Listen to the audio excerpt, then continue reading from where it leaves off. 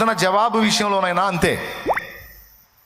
పాపం విషయంలో నువ్వు ఒప్పుకున్నావు, దిద్దుకున్నావు, సరి చేసుకున్నావు, క్షమాపణ కోరుకున్నావు, క్షమించాడు, వదిలేయి. దుఃఖముఖిగా ఉండటం మానే, వేదన మానే, అయిపోయింది.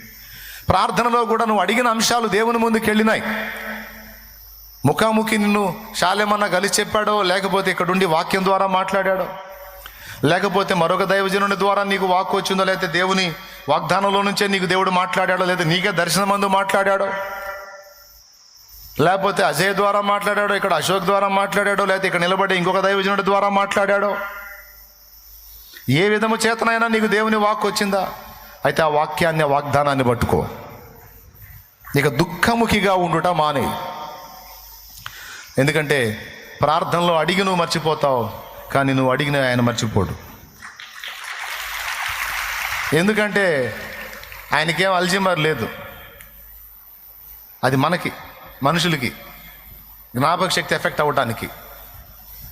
ఆయన అన్నీ గుర్తుపెట్టుకునే దేవుడు. ఆయన అడిగి మర్చిపోతాం మనం మర్చిపోయిన వాటిని కూడా మనకిచ్చి గుర్తు చేస్తాడు. ఫలానా రోజు దీనికోసం నువ్వు వెయిట్ చేయదు, జరిగింది చూడుకో అంటాడు.